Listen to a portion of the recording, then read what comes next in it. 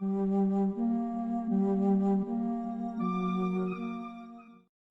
était devant eux. On pouvait y apercevoir un port avec une quantité importante de dracars amarrés, ainsi qu'une multitude d'habitations tout autour. L'île semblait être habitée. Rosal, debout sur le pont, demanda à ses compagnons de le rejoindre dans la salle du capitaine. Silvio souffrait le martyre dans la cale. La décoction elfique lui faisait du bien par moments, mais son état ne faisait que s'empirer. Gollum, quant à lui, était toujours sous le monticule de vêtements et de draps, inconscient. Les amis, nous allons raccoster dans quelques minutes. Il y a un bon nombre d'habitants qui vivent sur cette île. Gardez bien avec vous votre sabre, j'espère que nous serons bien accueillis. Ne créons pas d'histoire, ils doivent être méfiants envers les étrangers.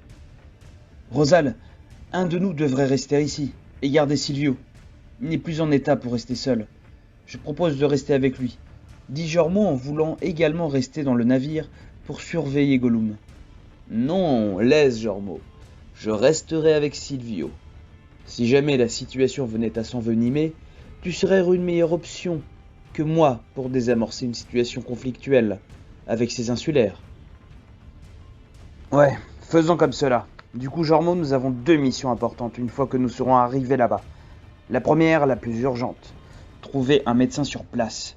Silvio ne peut pas survivre dans cet état selon Galadriel. Deuxième mission, qui est également importante, nous essaierons de nous intégrer à la population pour voir si certains ont été contaminés par le carbone 15 et s'ils ont développé des pouvoirs intéressants, afin de mieux nous préparer à cette grande guerre qui approche. Je suis quand même rassuré qu'il y ait des survivants aussi nombreux sur cette île, ce qui veut dire qu'il doit y en avoir un peu partout dans plusieurs îles du globe. Rosal revint tenir la barre et manœuvra l'étincelle pour pouvoir débarquer tranquillement. Il fit signe à Jormo de descendre avec lui. À sa grande surprise, une multitude de personnes vint les accueillir sur le port. Des hommes, des femmes, des enfants, tous habillés comme des vikings. Heureusement que Bersky était resté dans la cale. Il aurait sans doute eu un fou rire en les voyant habillés comme cela. Un homme barbu d'une soixantaine d'années et assez grand vint vers eux.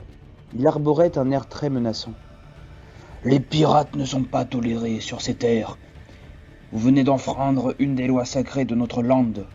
Je suis le Jarl Eonarsson, et je vous confisque votre caravelle. Vous serez jugés tous les deux devant tous les habitants. » Rosal, en colère, ne tarda pas à répondre au Jarl. « Comment osez-vous, Jarl Eonarsson? Ne saviez-vous pas que les Vikings et les pirates avaient des méthodes semblables? Nous venons en paix.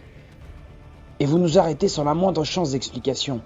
Avez-vous un médecin parmi vos sujets? » « Nous ne répondrons pas à vos questions, pirates. » Tous les habitants de l'île arrivaient de toutes parts et se dirigeaient vers le port pour assister au jugement des pirates. Alrar, complètement saoul, assistait à la scène. Eonarsson venait de décider du sort de Rosal et de Jormo. « Très chers habitants d'Eltar, merci d'être venus si nombreux. Je viens de décider du sort de ces pirates qui sont venus nous dépouiller. »« Vous commettez une grossière erreur, » lui dit Rosal. « En effet, habitants d'Eltar, un mal sombre approche à grands pas, » poursuivit Jormo. « Les mensonges de pirates ne vous vont servir à rien. Voici mon jugement, et il sera ordonné ici même. Je vous condamne tous les deux à mort par pendaison. L'exécution aura lieu maintenant, et devant tout le monde. Des objections, cher sujet elgien? »« Moi !» répondit Elrar contre toute attente.